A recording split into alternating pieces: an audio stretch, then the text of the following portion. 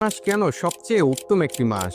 কেননা রমজান মাসে শয়তানদেরকে লোহার শিকল দিয়ে বেঁধে রাখা হয় এবং জাহান্নামের সকল দরজা বন্ধ করে ফেলা হয় ও জান্নাতের সকল দরজা খুলে ফেলা হয়। আর এই রমজান মাসে ইসলামের প্রথম যুদ্ধ বদরের যুদ্ধ সংগঠিত হয়েছিল, যে যুদ্ধে মুসলমানদের সঙ্গে ফেরেশতাগণ অংশগ্রহণ করেছিল এবং যুদ্ধে বিজয়ী হয়েছিল। আর এই মাসেই মক্কা বিজয় হয়েছিল।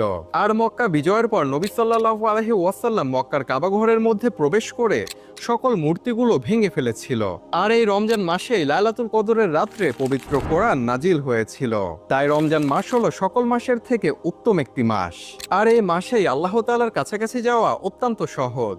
সেজন্যই নবী সাল্লাল্লাহু আলাইহি ওয়াসাল্লাম বলেছেন, যে ব্যক্তি রমজান মাস পেল অথচ নিজের পাপ আল্লাহর কাছে ক্ষমা করাতে পারল না, সে ব্যক্তি ধ্বংস হোক। ভিডিওটি ভালো লাগলে শেয়ার করে দিন আপনার কাছের মানুষজনকে। মাস কেন সবচেয়ে উত্তম একটি মাস?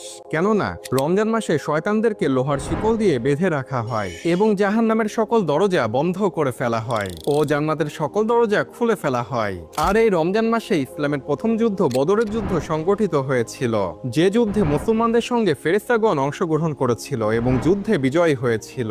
আর এই মাসেই মক্কা বিজয় হয়েছিল। আর মক্কা বিজয়ের পর নবী সাল্লাল্লাহু আলাইহি ওয়াসাল্লাম মক্কার কাবা ঘরের মধ্যে প্রবেশ করে সকল মূর্তিগুলো ভেঙে ফেলেছিল।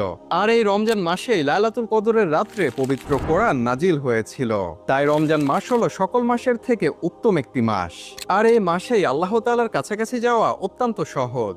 সেজন্যই নবী সাল্লাল্লাহু আলাইহি ওয়াসাল্লাম বলেছেন, যে ব্যক্তি রমজান মাস পেল অথচ নিজের পাপ আল্লাহর কাছে ক্ষমা করাতে পারল না, সে ব্যক্তি ধ্বংস হোক। ভিডিওটি ভালো লাগলে শেয়ার করে দিন আপনার কাছের মানুষজনকে।